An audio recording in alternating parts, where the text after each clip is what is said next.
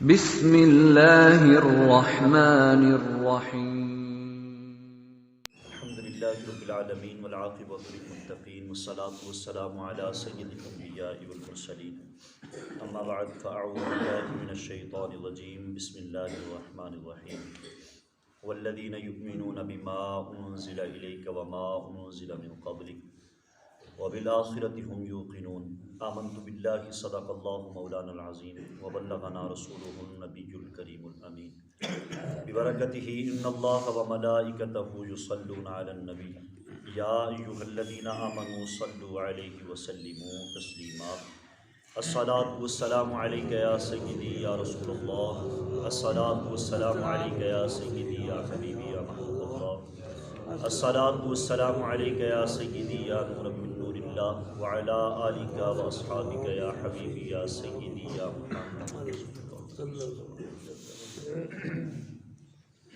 اللہ تبارک و تعالیٰ کی لا تعداد بے شمار حمد و ثنا کے بعد درود و سلام کا نذرانہ حضور تاجدار مدینہ سرور قلب و سینہ فیض گنجینہ صلی اللہ تعالیٰ علیہ وسلم۔ میرے واجب القدر بزرگ اور دوستوں نوجوان ساتھیوں، سورۃ البقرہ کی آیت نمبر 4، اس کا کچھ حصہ جو پچھلے دنوں میں رہتا تھا وہ آپ کی گوش گزار کرنا ہے، اس تمنا اس آرزو کے ساتھ کہ خالق کائنات زبان پر حق جاری فرمائے اور ہم سب کو سن کر عمل کی توفیق عطا فرمائے۔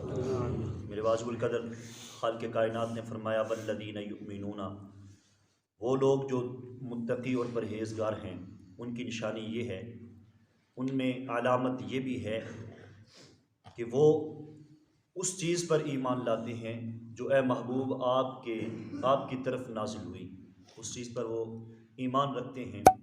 وما انزل من قبل، اور آپ سے پہلے جو کچھ بھی نازل ہوا وہ ان پر بھی ایمان رکھتے ہیں۔ میرے واجب القدر اس کی تھوڑی سی تفسیر، خالق کائنات نے فرمایا وما انزل من قبلک، یعنی اے محبوب آپ سے پہلے جو کچھ نازل ہوا، میرے محبوب صلی اللہ علیہ وآلہ وسلم کے مبارک زمانے سے پہلے، مقدس زمانے سے پہلے انبیاء علیہ السلام پر جو صحیفے، جو کتابیں نازل ہوئیں، مومن وہ ہے جو ان پر بھی یقین رکھے۔ جیسے قرآن پر یقین ہے ویسے ہی ان کتابوں پر بھی یقین رکھنا یہ ایمان کی نشانی ہے۔ لیکن اس یقین میں تھوڑا سا فرق ہے کہ قرآن میں اور ان کتابوں میں یقین کس حد تک رکھا جائے۔ قرآن پہ یقین رکھنا، قرآن کے ایک ایک حرف پر یقین رکھنا، قرآن کے جو احکامات ہیں ان کو پورا کرنا، یہ ہر مسلمان پر فرض ہے۔ یہ ذہن نشین رکھیے گا کہ قرآن کے ایک ایک حکم پر ہمیں عمل کرنا ہمارے لیے ضروری ہے۔ لیکن بعض چیزیں، بعض آیات مقدسہ منسوخ ہیں جن کا حکم ضروری نہیں۔ مثال کے طور پر آپ کو سمجھانے کے لیے عرض کروں، بیت المقدس یعنی ہمارا پہلا قبلہ، اس پر یقین رکھنا کہ وہ پہلا قبلہ تھا، اس حد تک یقین رکھنا یہ ضروری ہے قرآن پاک کا حکم۔ اس حد تک یقین رکھنا کہ وہ پہلے قبلہ تھا، لیکن اس طرف منہ کر کر نماز پڑھنا کہ یہ قبلہ ہے، یہ ضروری نہیں۔ اگر ایسا کرو گے تو گناہ گار ہوگی۔ حالانکہ قبلے کی طرف نماز پڑھنے کا حکم ہے، چونکہ وہ پہلا قبلہ ہے، لہٰذا اگر کوئی یہ سوچ کر اس طرف منہ کر کے نماز پڑھے گا تو وہ میرے محبوب کے حکم کے، میرے محبوب کی مرضی کے خلاف ہوگا۔ لہٰذا یہ ضروری نہیں کہ قبلہ اول کی طرف نہیں، قبلہ دوم کی طرف نماز پڑھنا رخ کر کے، یہ ضروری ہے۔ تو جو چیزیں، جو آیات مقدسہ ان کے حکم منسوخ ہو گئے، ختم ہو گئے، تو ان پر عمل کرنا یہ ضروری نہیں، صرف ان پر ایمان رکھنا ضروری ہے۔ تو میرے واجب القدر جیسے قرآن پر، قرآن کے ہر آیت پر، قرآن کے ہر لفظ پر، قرآن کے ہر حرف پر انسان کو ایمان ہونا چاہیے، یقین ہونا چاہیے کہ یہ اللہ کا کلام ہے۔ قرآن جو حکم دیتا ہے اس کو ماننا ہر مسلمان پر فرض ہے۔ لیکن جو سابقہ کتابیں جو نازل ہوئی، تورات و زبور و انجیل، ان کو صرف اتنا ماننا، اس حد تک ماننا کہ یہ اللہ کا کلام تھا جو اس کے نبیوں پر نازل ہوا، لیکن اس کے جو احکامات ہیں، تورات و زبور و انجیل میں جو احکامات آئے وہ ان امتوں کے لیے تھے، وہ ہمارے لیے نہیں۔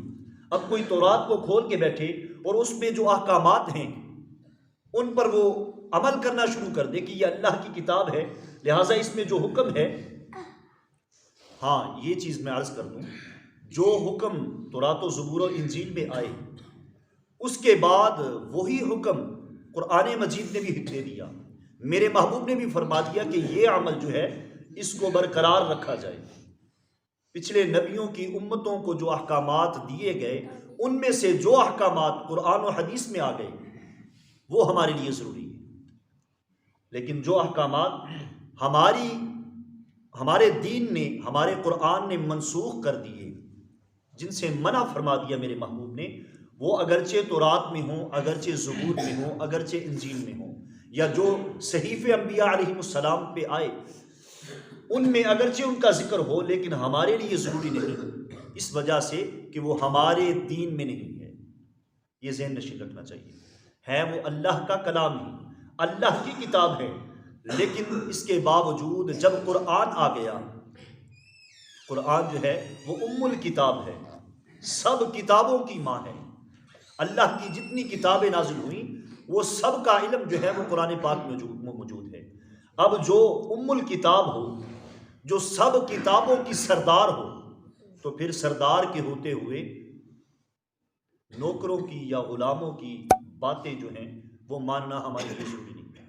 لہٰذا رب ذوالجلال نے فرمایا وما انزل من قبلک، وہ ایمان لاتے ہیں ان چیزوں پر بھی جو اے محبوب آپ سے پہلے نازل ہوئی، ان پر بھی وہ ایمان رکھتے ہیں۔ آگے فرمایا وبالآخرۃ ہم یوقنون، وبالآخرۃ، آخرت کے دن پر۔ آخرت میرے عزیز محترم، انسان جو ہے نا، مسلمان، وہ تین قسم کی دنیا میں رہتا ہے، تین قسم کے جہان ہیں جس میں انسان نے اپنی زندگی بسر کی۔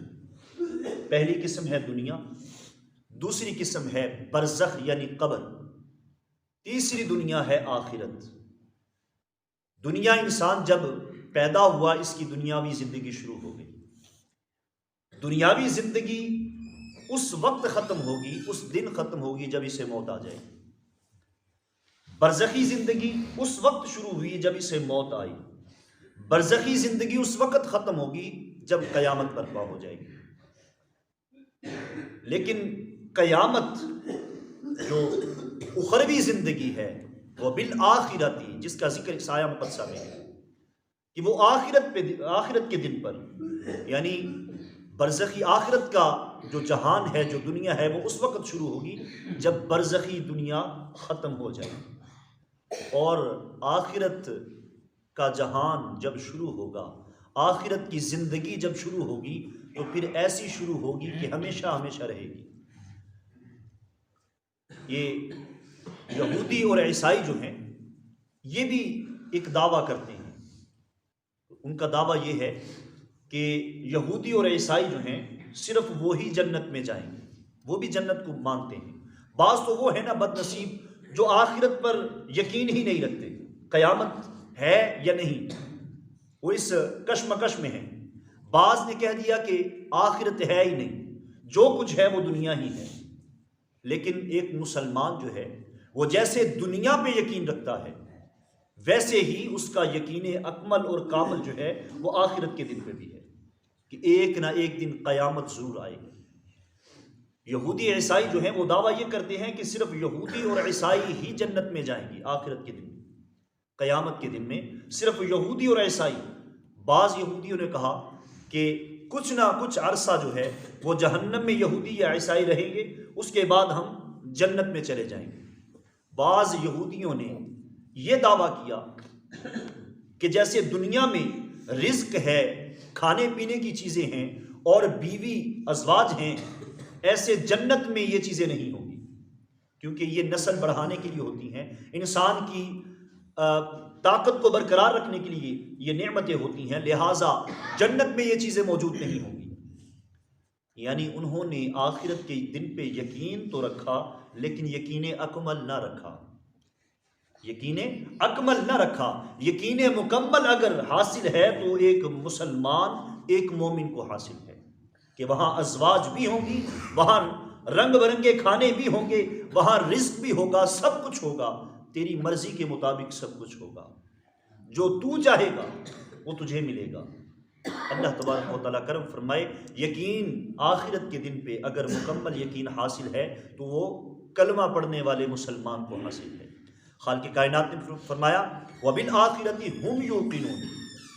یقین، یہ آخر میں عرض کر دوں، یقین جو ہے صوفیہ کرام فرماتے ہیں کہ یقین 3 طرح کا ہوتا ہے۔ ایک ہے علم الیقین، ایک ہے عین الیقین، ایک ہے حق الیقین۔ علم الیقین، کسی نے بتایا ہم نے جان لیا، ہمیں یقین ہو گیا۔ عین الیقین، ہم نے آنکھوں سے دیکھا، ہمیں یقین ہو گیا۔ حق الیقین، ہمیں بذات خود ہی اندازہ ہو گیا اور ہم نے یقین کر لیا۔ اس کی مثال یوں سمجھاؤں کہ ایک بندہ جو ہے، اس کو آگے کسی نے بتایا کہ آگ گرم ہوتی ہے، اس نے یقین کر لیا۔ ایک بندہ جو ہے وہ آگ کے پاس بیٹھ کے آگ کی تپش سے محسوس کر رہا ہے کہ آگ گرم ہے، لیکن ایک بندہ جو ہے اس نے اپنے آپ کو اٹھایا اور آگ میں ڈال دیا۔ آگ میں جب گیا، اس کے رونگٹے رونگٹے میں آگ نے اپنا اثر دکھایا، پھر اسے یقین ہوا کہ آگ گرم ہے۔ مومن کا ایمان پر یقین اس تیسرے بندے کی طرح ہونا چاہیے۔ مومن کا یقین ایمان پر اس تیسرے بندے کی طرح ہونا چاہیے، تب جا کے ایمان اکمل اور مکمل ہوتا ہے کہ تیرے رونگٹے رونگٹے میں سے ایمان کا نور نکلے، تیرے روم روم میں سے ایمان کا نور نکلے۔ کسی نے بتایا، ہم نے یقین کر لیا۔ ہو سکتا ہے کہ کوئی دوسرا آ کے بتائے کہ یہ جھوٹ ہے، نعوذ باللہ من ذالک، تو ہم اس پر بھی ہو سکتا ہے یقین کر لیں۔ دیکھی ہوئی چیز میں بھی مغالطہ ہو سکتا ہے، لیکن جو انسان اپنے آپ کو اس چیز کے حوالے کر دے، پھر اس بات کو تھوڑا سا آگے بڑھاؤں، جس کے روم روم میں سے آگ کی تپش نکلتی ہو، جو آگ سے جل کے کوئلہ بن جائے، صوفیہ کرام فرماتے ہیں پھر وہ ہوتا تو انسان ہی ہے، لیکن اس کے اندر آگ کا اثر ہوتا ہے۔ اس آگ کا جس کے حوالے اس نے اپنے آپ کو کیا، اس آگ کا اثر اس کے روم روم میں ہوتا ہے۔ اب جو اس کے قریب جائے گا وہ آگ جیسا اثر اسے ضرور دے گا۔ یہ ہمارا یقین ہے نا۔